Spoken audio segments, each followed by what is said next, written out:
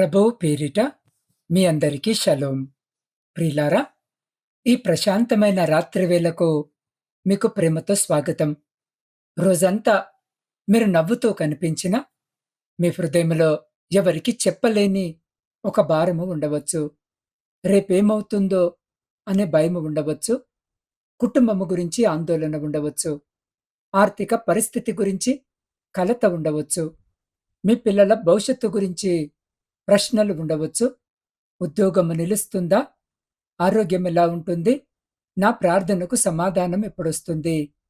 అనే ఆలోచనలు ఈ రాత్రి మీ మనసును అలసిపోయేలా చేసి ఉండవచ్చు. కానీ ఈ రాత్రి దేవుని వాక్యము మీ హృదయానికి ఒక గొప్ప సత్యాన్ని ప్రకటిస్తుంది. నీ భవిష్యత్తు నీ చేతుల్లో లేదు. పరిస్థితుల చేతుల్లో లేదు. మనుషుల చేతుల్లో లేదు. అది దేవుని చేతుల్లో ఉంది. నీవు చూడలేని రేపటిని దేవుడిప్పటికే చూస్తున్నాడు. నీవు అర్థము చేసుకోలేని మార్గాన్ని ఆయన తెలుసుకుంటున్నాడు. నీవు నియంత్రించలేని పరిస్థితుల మధ్య కూడా ఆయన సార్వభౌముడిగా ఉన్నాడు. ప్రియులారా, ఈ రాత్రి ఈ వాక్యము వినుచున్న మీరు ఇలా విశ్వసించండి.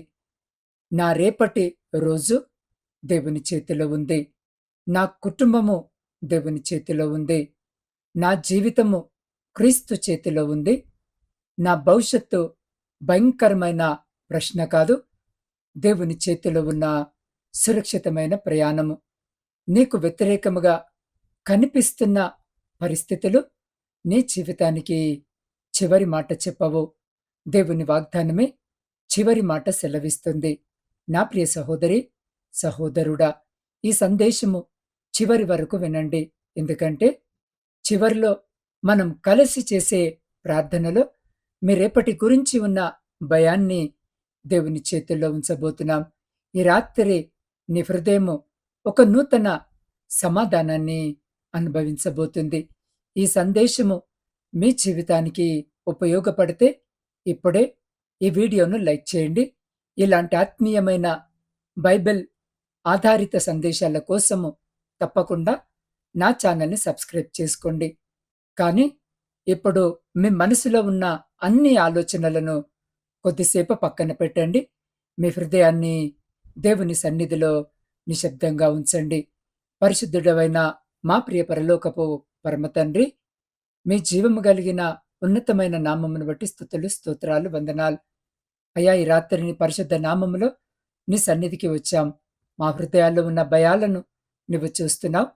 మేము చెప్పలేని మాటలను కూడా నువ్వు వింటున్నావు. మా రేపటి గురించి మాకు తెలియదు, కానీ మా రేపటి గురించి నీకు పూర్తిగా తెలుసు. ప్రభువా, మా భవిష్యత్తును నీ చేతుల్లో ఉంచుతున్నాం. మా ఆందోళనకు బదులుగా నీ సమాధానాన్ని మాకు దయచేయమని వేడుకుంటున్నాం. మా భయానికి బదులుగా విశ్వాసాన్ని దయచేయమని ఈ రాత్రి మా హృదయాలను నీ వాక్యముతో నింపి ప్రశాంతమైన నిద్రను ప్రసాదించమని యేసు నామములో ప్రార్థిస్తున్నాం మా పరమ తండ్రి. ఆమెన్. ప్రియులారా, మనం ఇప్పుడు ఈ రాత్రి ధ్యానించబోయే అద్భుతమైన వాగ్దానాన్ని చూద్దాం. ఇర్మీయా గ్రంథము 29వ అధ్యాయము 11వ వచనం ఇలా సెలవిస్తుంది. నేను మిమ్మను గూర్చి ఉద్దేశించిన సంగతులను నేనెరుగుదును. రాబోవు కాలమందు మీకు నిరీక్షణ కలుగునట్టు అవి సమాధానకరమైన ఉద్దేశములే గాని హానికరమైనవి కావు. ఇదే యెహోవా వాక్కు. ప్రియులారా, ఈ ఒక్క వచనము ఎంతో మందికి ఓదార్పునిచ్చింది. కానీ ఈ వచనాన్ని కేవలము అందమైన ప్రోత్సాహకరమైన వాక్యముగా మాత్రమే చూడకూడదు. దీని వెనుక ఒక బాధాకరమైన చారిత్రక సందర్భముంది. ఇర్మీయా ఈ మాటలను యూదా ప్రజలకు ప్రకటించాడు. వారు తమ దేశము నుండి దూరముగా బబులోను చెరలో ఉన్నారు. వారి పట్టణము నాశనము చేయబడింది. యెరూషలేము వారి కళ్ళ ముందు కూలిపోయింది. వారు తమ ఇల్లు, దేవాలయము, స్వదేశము అన్నింటినీ కోల్పోయి పరదేశములో జీవిస్తున్నారు. వారి భవిష్యత్తు గురించి వారు కలవర పడటము సహజమే.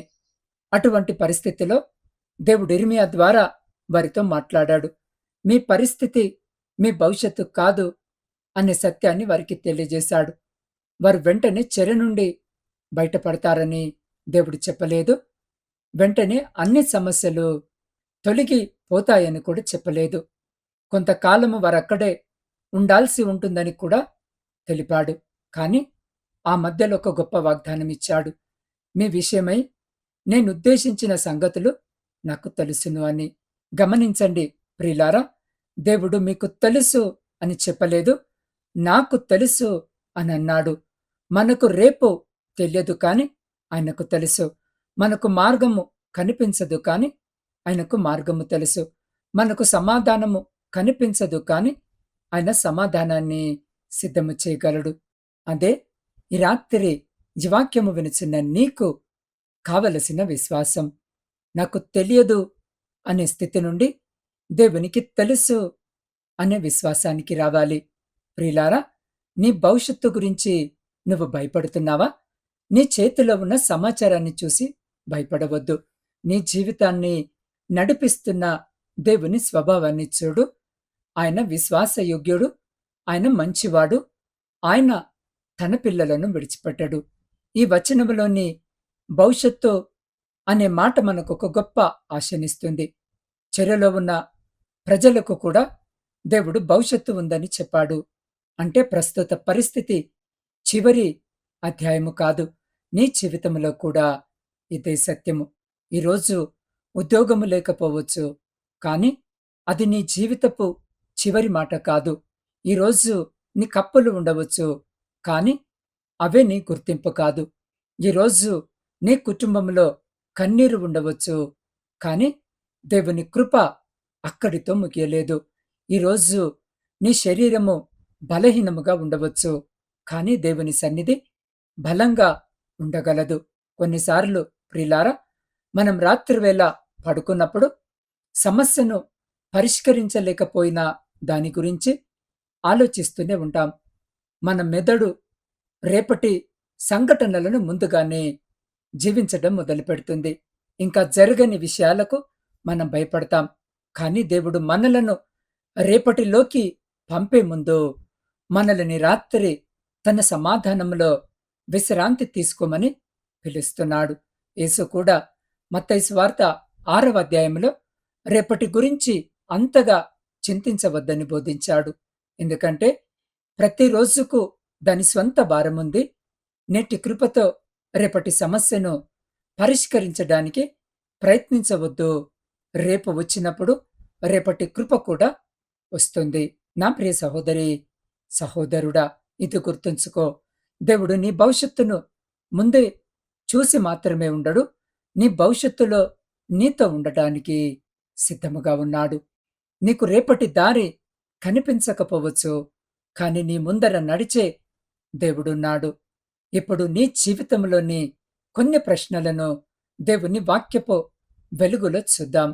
నా ఉద్యోగం ఏమవుతుంది అని అడుగుతున్నావా? దేవుని వాగ్దానము నీ ఉద్యోగాన్ని మాత్రమే కాదు, నీ జీవితాన్ని ఆయన చేతిలో ఉంచుతుంది. నీ ఉపాధి ఒక మార్గము కావచ్చు, నీ ఆధారం మాత్రం దేవుడే. నా పిల్లల భవిష్యత్తు ఏమవుతుంది అని తల్లిదండ్రులారా ఆందోళన చెందుతున్నారా? మీరు పిల్లలను ఎల్లప్పుడూ మీ కళ్ళ ముందుంచలేరు, కానీ దేవుని కన్ను వారి మీద నుండి ఎన్నడూ తొలగదు. మీరు నిద్రపోతున్నప్పుడు కూడా ఆయన మేల్కొని ఉంటాడు. నా వివాహము ఎలా జరుగుతుంది అని ఎవరో కన్నీటితో అడుగుతున్నారా? మనుషుల హృదయాలను మార్చే శక్తి దేవునికి ఉంది. అయితే ఆయన సమాధానము మన కోరిక ప్రకారం మాత్రమే వస్తుందని కాదు, ఆయన జ్ఞానము ప్రకారము వస్తుందని విశ్వసించాలి. నా అప్పులు ఎప్పుడు తీరుతాయని బాధపడుతున్నారా? దేవుడు మీకు జ్ఞానం ఇవ్వగలడు, అవకాశాలు ఇవ్వగలడు, క్రమశిక్షణ నేర్పగలడు, సరైన నిర్ణయాలకు నడిపించగలడు. అద్భుతము కోసము ఎదురు చూస్తూనే దేవుడిచ్చిన జ్ఞానపూర్వక బాధ్యతలను నిర్లక్ష్యము చేయడము విశ్వాసము కాదు. దేవునిపై ఆధారపడుతూ ఆయనిచ్చే జ్ఞానముతో అడుగులు వేయడం విశ్వాసం. నా ఆరోగ్యము గురించి రేపేమవుతుంది అని భయపడుతున్నారా? మనం ప్రార్థిస్తాం, స్వస్థత కోసం దేవుణ్ణి అడుగుతాం. వైద్య సహాయాన్ని కూడా గౌరవిస్తాం. ఫలితము ఏదైనా క్రీస్తులో మన ఆశ పరిస్థితుల కంటే గొప్పది. నా ప్రియ సహోదరి, సహోదరుడా, నేను ఒంటరిగా ఉన్నాను అని ఎవరో ఒకరు ఈ రాత్రి ఏడుస్తున్నారా? అయితే జాగ్రత్తగా విను. నువ్వొంటరివి కాదు. ఎందుకు అనంటే, యేసు క్రీస్తు ప్రభు తన శిష్యులకిచ్చిన వాగ్దానము, నేను మిమ్మల్ని అనాథలునుగా విడువను అని. అవును ప్రియులారా, అదే సత్యము ఈరోజు నీ జీవితంలో కూడా వర్తిస్తుంది. నీ గది నిశ్శబ్దంగా ఉండవచ్చు, కానీ దేవుని సన్నిధి నిశ్శబ్దంగా లేదు. ఒక చిన్న ఉపమానము మీతో పంచుకోవాలని ఆశ కలిగి ఉన్నాను. ఒక చిన్న పిల్లవాడు రాత్రి తన తండ్రితో కలిసి ఒక దూర ప్రయాణానికి బయలుదేరాడు. కారు చుట్టూ చీకటి, రహదారి ఎక్కడికి వెళుతుందో పిల్లవాడికి తెలియదు. కొంతసేపటి తర్వాత అతడు తండ్రిని అడిగాడు, నాన్నా, మనం ఎక్కడికి వెళుతున్నామని. తండ్రి చిరునవ్వుతో, నాకు తెలుసు నా కుమారుడా అని అన్నాడు. పిల్లవాడు మళ్ళీ అడిగాడు, నాన్నా, ఇంకెంత దూరమని. నాకు తెలుసు నాన్నా, మనం సరిగ్గానే వెళుతున్నాము అని అన్నాడు. మళ్ళీ ఆ కుమారుడు, నాన్నా, మనం సరిగ్గానే వెళుతున్నామా అని అడిగాడు. తన తండ్రి ఆ కుమారునితో, అవును, నువ్వు నాతోనే ఉన్నావు అని అన్నాడు. చివరికి ఆ పిల్లవాడు మాట్లాడుతూ నిద్రలోనికి జారిపోయాడు. రహదారి అతనికి తెలియదు, గమ్యము అతనికి తెలియదు, చీకటిలో ఏముందో కూడా తెలియదు. కాని తండ్రి నడిపిస్తున్నాడు అనే విషయం మాత్రం అతనికి తెలుసు.